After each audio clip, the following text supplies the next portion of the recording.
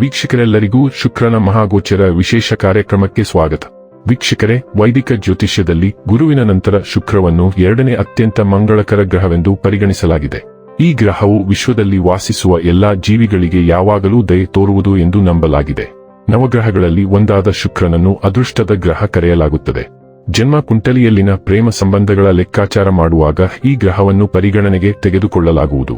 ಆದ್ದರಿಂದ ಶುಕ್ರ ಸಂಚಾರ ಜ್ಯೋತಿಷ್ಯದಲ್ಲಿ ಪ್ರಾಮುಖ್ಯತೆ ಪಡೆದಿದೆ. ಶುಕ್ರವು ಆನಂದ ಮತ್ತು ಸೌಂದರ್ಯದ ಆಕರ್ಷಣೀಯ ಗ್ರಹವಾಗಿದೆ. ವೈದಿಕ ಜ್ಯೋತಿಷ್ಯ ಶಾಸ್ತ್ರದ ಪ್ರಕಾರ ಯಾವುದೇ ವ್ಯಕ್ತಿಯು ತನ್ನ ಜಾತಕದಲ್ಲಿ ಶುಕ್ರನ ಬಲವಾದ ಸ್ಥಾನವನ್ನು ಹೊಂದಿದ್ದಾನೆ, ಅವನ ಅಥವಾ ಅವಳ ಜೀವನದಲ್ಲಿ ಎಲ್ಲಾ ರೀತಿಯ ಐಷಾರಾಮಿ ಮತ್ತು ಭೌತಿಕ ವಸ್ತುಗಳ ಸಂತೋಷಗಳನ್ನು ಅನುಭವಿಸುತ್ತಾನೆ ಮತ್ತು ಪಡೆಯುತ್ತಾನೆ. ಆದರೆ ಜಾತಕದಲ್ಲಿ ಶುಕ್ರನ ದುರ್ಬಲ ಸ್ಥಾನವು ಪ್ರೇಮ ಸಂಬಂಧಗಳಲ್ಲಿ ವೈಫಲ್ಯ, ವೈವಾಹಿಕ ಜೀವನದಲ್ಲಿ ಅಪಶ್ರುತಿ, ಕಣ್ಣುಗಳಿಗೆ ಸಂಬಂಧಿಸಿದ ಸಮಸ್ಯೆಗಳನ್ನು ಮಾತ್ರ ನೀಡುತ್ತದೆ. ಜ್ಯೋತಿಷ್ಯ ಶಾಸ್ತ್ರದ ಪ್ರಕಾರ ಶುಕ್ರ ಗ್ರಹವು ಇದೇ ವರ್ಷ 2026 ಜುಲೈ ತಿಂಗಳಿನ 4ನೇ ತಾರೀಕಿನ ದಿನ ಸಂಜೆಯ 7:18 ಸಿಂಹ ರಾಶಿಯನ್ನು ಪ್ರವೇಶಿಸುತ್ತಾನೆ. ಶುಕ್ರನು ಆಗಸ್ಟ್ ತಿಂಗಳಿನ 1ನೇ ತಾರೀಕಿನವರೆಗೆ ಸಿಂಹ ರಾಶಿಯಲ್ಲಿ ಇರುತ್ತಾನೆ. ಸಿಂಹ ರಾಶಿಯಲ್ಲಿ ಶುಕ್ರನ ಆಗಮನದಿಂದ ಆತ್ಮವಿಶ್ವಾಸ, ಆಕರ್ಷಣೆ, ರೊಮ್ಯಾನ್ಸ್ ಮತ್ತು ಜೀವನದಲ್ಲಿ ಉತ್ತಮ ಸಂತೋಷವನ್ನು ಹೊಂದಲು ಸಾಧ್ಯವಾಗುವುದು. ಶುಕ್ರನ ಈ ರಾಶಿ ಬದಲಾವಣೆಯಿಂದಾಗಿ ಕೆಲವು ರಾಶಿಗಳಿಗೆ ಸೇರಿದ ಜನರ ತಮ್ಮ ಭಾವನೆಗಳನ್ನು ಎಲ್ಲರೊಂದಿಗೆ ಹಂಚಿಕೊಳ್ಳಬಹುದು. ಹಾಗೆ ಸಂಬಂಧಗಳು ಬಲಗೊಳ್ಳಲಿದೆ ಮತ್ತು ನೀವು ಈ ಸಂದರ್ಭದಲ್ಲಿ ಯಶಸ್ಸು ಗಳಿಸಲು ಸಾಧ್ಯವಾಗುವುದು. ಸಿಂಹ ರಾಶಿಯ ಅಧಿಪತಿ ಸೂರ್ಯ ದೇವನಾಗಿದ್ದಾನೆ ಮತ್ತು ಶುಕ್ರನು ಈ ರಾಶಿಯಲ್ಲಿ ಚಲಿಸುವ ಮೂಲಕ ಜೀವನದಲ್ಲಿ ಆಕರ್ಷಣೆ ಇನ್ನಷ್ಟು ಹೆಚ್ಚಾಗುವುದು. ಈ ಸಮಯದಲ್ಲಿ ಪ್ರೀತಿ, ರಚನಾತ್ಮಕತೆ, ಕೆಲಸ, ವ್ಯಾಪಾರ, ವ್ಯವಹಾರದಲ್ಲಿ ವೃದ್ಧಿ, ಮನೋರಂಜನೆ, ಆರ್ಥಿಕವಾಗಿ ಪ್ರಗತಿ ಇತ್ಯಾದಿ ಶುಭ ಫಲಿತಾಂಶಗಳು ದೊರಕಬಹುದು. ಜ್ಯೋತಿಷ್ಯ ಶಾಸ್ತ್ರದಲ್ಲಿ ಶುಕ್ರ ಗ್ರಹವು ಹಣ, ಐಶ್ವರ್ಯ, ವೈಭವ, ಸಮೃದ್ಧಿ, ಬೌದ್ಧಿಕ ಸುಖವನ್ನು ಕರುಣಿಸುವ ಗ್ರಹ ಎಂದು ಕರೆಯಲಾಗುತ್ತದೆ. ಯಾವಾಗ ಶುಕ್ರ ಗ್ರಹವು ತನ್ನ ಚಲನೆಯನ್ನು ಬದಲಾಯಿಸುವುದೋ ಇದರ ಪ್ರಭಾವವನ್ನು ಎಲ್ಲಾ 12 ರಾಶಿಗೆ ಸೇರಿದ ಜನರ ಮೇಲೆ ಒಂದಲ್ಲ ಒಂದು ರೀತಿ ನೋಡಬಹುದಾಗಿದೆ.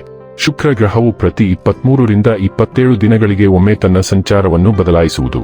ಶುಕ್ರನ ಪ್ರತಿಯೊಂದು ಸಂಚಾರವು ಜೀವನದಲ್ಲಿ ಮಹತ್ವಪೂರ್ಣವಾದ ಬದಲಾವಣೆಯನ್ನು ತರುವುದು ಎಂದು ಹೇಳಲಾಗುತ್ತದೆ.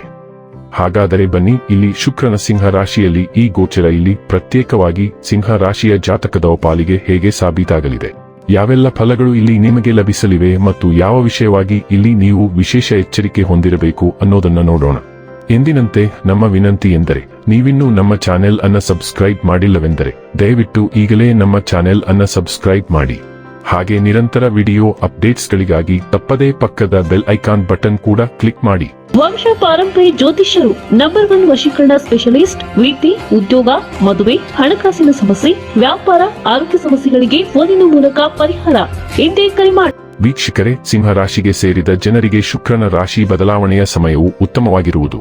ನಿಮ್ಮ ರಾಶಿಯಲ್ಲಿ ಶುಕ್ರನ ಪ್ರವೇಶದಿಂದಾಗಿ ನಿಮ್ಮ ವ್ಯಕ್ತಿತ್ವ, ಆಕರ್ಷಣೆ ಹಾಗೂ ಸೌಂದರ್ಯ ವೃದ್ಧಿಯಾಗಲಿದೆ. ಸಕಾರಾತ್ಮಕ ಉತ್ಸಾಹದಿಂದಾಗಿ ಆಕರ್ಷಣೆಗೆ ಒಳಗಾಗುವಿರಿ. ನೀವು ಅವಿವಾಹಿತರಾಗಿದ್ದರೆ ಈ ಅವಧಿಯಲ್ಲಿ ಉತ್ತಮ ಸಂಗಾತಿ ದೊರಕುವ ಪ್ರಬಲವಾದ ಸಂಭವವಿದೆ. ವಿವಾಹಿತ ಸಿಂಹ ರಾಶಿಗೆ ಸೇರಿದ ಜನರು ಉತ್ತಮ ಸಾಮರಸ್ಯವನ್ನು ಹೊಂದುವುದರೊಂದಿಗೆ ರೊಮ್ಯಾನ್ಸ್ ಹೆಚ್ಚಾಗುವುದು. ವ್ಯಾಪಾರ, ವ್ಯವಹಾರ, ರಚನಾತ್ಮಕ ಕೆಲಸ ಮತ್ತು ಮಾತುಕತೆಯ ಮೂಲಕ ಆರ್ಥಿಕವಾಗಿ ಉತ್ತಮ ಅವಕಾಶಗಳನ್ನು ಪಡೆದುಕೊಳ್ಳುವಿರಿ. ಸಿಂಹ ರಾಶಿಯವರೇ, ನಿಮ್ಮ 10ನೇ ವೃತ್ತಿ ಮನೆಯ ಮತ್ತು 3ನೇ ಪ್ರಯತ್ನಗಳು ಮತ್ತು ಧೈರ್ಯ ಮನೆಯ ಅಧಿಪತಿ ಶುಕ್ರ ಮತ್ತು ಈ ಸಿಂಹ ರಾಶಿಯಲ್ಲಿನ ಸಂಚಾರದ ಸಮಯದಲ್ಲಿ ಶುಕ್ರನು ನಿಮ್ಮ ಮೊದಲ ಮನೆಯಲ್ಲಿರುತ್ತಾನೆ. ಸಾಮಾನ್ಯವಾಗಿ ಮೊದಲ ಮನೆಯಲ್ಲಿ ಶುಕ್ರನ ಸಂಚಾರವು ಅನುಕೂಲಕರ ಫಲಿತಾಂಶಗಳನ್ನು ತರುತ್ತದೆ ಎಂದು ಪರಿಗಣಿಸಲಾಗುತ್ತದೆ. ಶುಕ್ರವು ಸ್ವತಃ ನಿಮಗೆ ಸಕಾರಾತ್ಮಕ ಫಲಿತಾಂಶಗಳನ್ನು ನೀಡಲು ಪ್ರಯತ್ನಿಸುತ್ತದೆ. ಆದಾಗ್ಯೂ ಅದು ಇತರ ಗ್ರಹಗಳ ನಕಾರಾತ್ಮಕ ಪ್ರಭಾವಗಳನ್ನು ತಟಸ್ಥಗೊಳಿಸಲು ಸಂಪೂರ್ಣವಾಗಿ ಸಮರ್ಥವಾಗಿಲ್ಲದಿರಬಹುದು. ಏಕೆಂದರೆ ನಿಮ್ಮ ಮೊದಲ ಮನೆ ಈಗಾಗಲೇ ರಾಹು ಮತ್ತು ಕೇತುವಿನ ಪ್ರಭಾವದಲ್ಲಿದೆ. ಶುಕ್ರನು ಈ ನಕಾರಾತ್ಮಕತೆಯನ್ನು ಕಡಿಮೆ ಮಾಡಲು ಪ್ರಯತ್ನಿಸುತ್ತಾನೆ ಮತ್ತು ಗಣನೀಯ ಪ್ರಮಾಣದಲ್ಲಿ ಉತ್ತಮ ಫಲಿತಾಂಶಗಳನ್ನು ತರಲು ಸಹಾಯ ಮಾಡುತ್ತಾನೆ. ಸಿಂಹ ರಾಶಿಯಲ್ಲಿನ ಈ ಶುಕ್ರ ಸಂಚಾರವು ಅನುಭವಿ ಮತ್ತು ಹಿರಿಯ ವ್ಯಕ್ತಿಗಳೊಂದಿಗೆ ನಿಮ್ಮ ಸಂಬಂಧವನ್ನು ಸುಧಾರಿಸಬಹುದು. ಇದು ಪ್ರಯಾಣಕ್ಕೂ ಸಹಕಾರಿಯಾಗಬಹುದು. ನೀವು ಪ್ರಯಾಣವನ್ನು ಯೋಜಿಸುತ್ತಿದ್ದರೆ ಶುಕ್ರನು ನಿಮಗೆ ಸಹಾಯ ಮಾಡುತ್ತಾನೆ, ವಿಶೇಷವಾಗಿ ಅಲ್ಪ ದೂರ ಅಥವಾ ವ್ಯವಹಾರಕ್ಕೆ ಸಂಬಂಧಿಸಿದ ಪ್ರಯಾಣದಲ್ಲಿ, ಏಕೆಂದರೆ ಶುಕ್ರನು ನಿಮ್ಮ 3ನೇ ಮನೆಯನ್ನು ಆಳುತ್ತಾನೆ. ಅಂತಹ ಪ್ರವಾಸಗಳು ಪ್ರಯೋಜನಕಾರಿಯಾಗುವ ಸಾಧ್ಯತೆಯಿದೆ. ಆದಾಗ್ಯೂ ರಾಹು ಮತ್ತು ಕೇತುವಿನ ಪ್ರಭಾವದಿಂದಾಗಿ ಸಂಬಂಧಗಳಲ್ಲಿ, ವಿಶೇಷವಾಗಿ ಮಹಿಳೆಯರು ಮತ್ತು ಹಿರಿಯರೊಂದಿಗೆ ಘನತೆ ಮತ್ತು ಗಡಿಗಳನ್ನು ಕಾಪಾಡಿಕೊಳ್ಳುವುದು ಮುಖ್ಯವಾಗಿದೆ. ಕೆಲವೊಮ್ಮೆ ಪ್ರಭಾವಿ ವ್ಯಕ್ತಿಗಳಿಂದ ನಮಗೆ ಬೆಂಬಲ ಸಿಕ್ಕಾಗ ನಾವು ಅತಿಯಾಗಿ ಆರಾಮದಾಯಕರಾಗಬಹುದು ಮತ್ತು ನಮ್ಮ ಮಿತಿಗಳನ್ನು ಮರೆತು ಬಿಡಬಹುದು. ಇದನ್ನು ತಪ್ಪಿಸುವುದು ಪ್ರಯೋಜನಕಾರಿಯಾಗಿದೆ. ಶೈಕ್ಷಣಿಕ ದೃಷ್ಟಿಕೋನದಿಂದ ಈ ಸಂಚಾರವನ್ನು ಸಾಮಾನ್ಯವಾಗಿ ಅನುಕೂಲಕರವೆಂದು ಪರಿಗಣಿಸಲಾಗುತ್ತದೆ. ಇದು ಪ್ರೀತಿ ಮತ್ತು ವಿವಾಹಕ್ಕೆ ಸಂಬಂಧಿಸಿದ ವಿಷಯಗಳಲ್ಲಿಯೂ ಸಕಾರಾತ್ಮಕ ಫಲಿತಾಂಶಗಳನ್ನು ತರುತ್ತದೆ. ಆನಂದ ಮತ್ತು ವಿರಾಮಕ್ಕೆ ಸಂಬಂಧಿಸಿದ ಚಟುವಟಿಕೆಗಳು ಸಹ ಉತ್ತಮ ಫಲಿತಾಂಶಗಳನ್ನು ನೀಡುತ್ತವೆ.